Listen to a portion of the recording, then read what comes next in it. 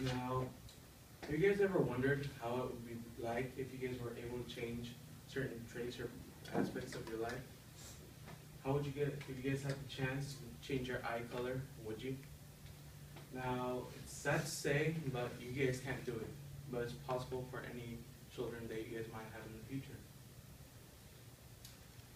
Now, today I'm going to talk about genetic engineering.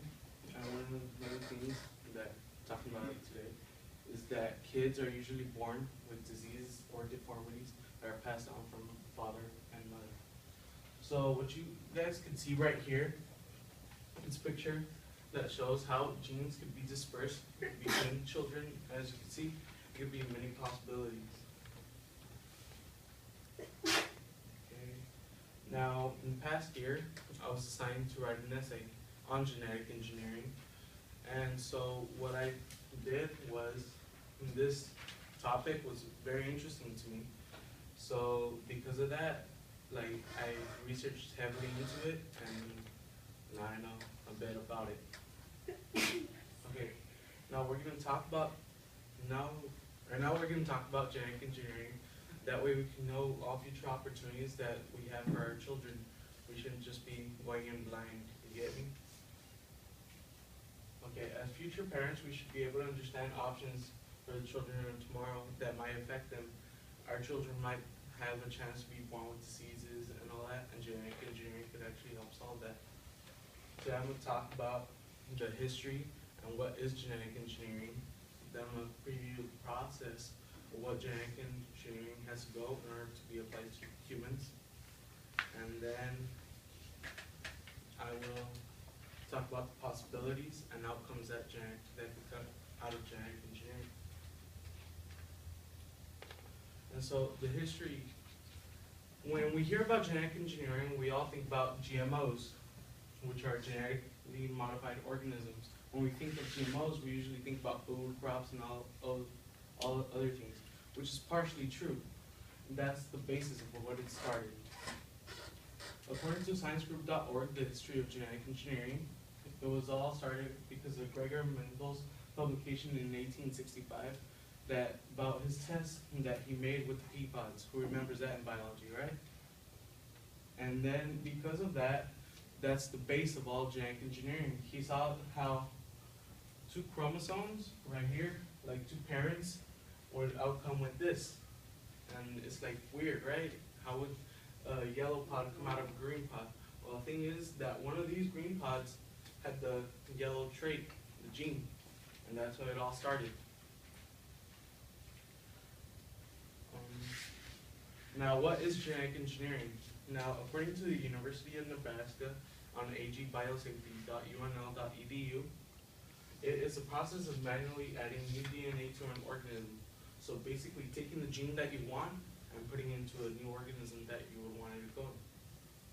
Now that we spoke about a little bit about the history and what is genetic engineering, we'll talk about the process, what it has to undergo. Now these steps were taken from the University of Nebraska to also, and first they have to find an organism that holds the gene that you want, right? Whether it be eye color or the ability to heal fast or anything like that. Second, the DNA is then extracted from the organism. Then the desired gene must be located and copied from 100,000 of other genes that were in the DNA too. When the gene is slightly modified to fit the perfect desired location, and then the transgene is then delivered into the organism. Once the transgenic organism has been created, traditionally breeding is used to improve the characteristics of the final product. So like, we take a child as an example, we modified the gene inside, the sperm and everything, and then the sperm is still attached to the egg to create the child. That way, that's what it means by traditional breeding. Now, to make it a little bit easier, just take it like studying for a test, right? So in a book, you open it, but you don't read the whole book, right? You just find the answer that you're looking for. And so then you extract the information that you want from the book and copying it down into notes where then from your notes, you take the answer, you make it shorter, which is slightly modifying it to fit into like as an answer to a test.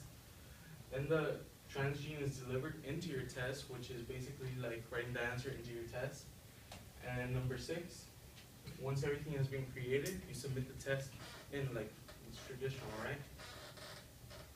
Okay, now that we talked about the process of genetic engineering and what it undergoes, we're going to talk about the possibilities and outcomes of genetic engineering.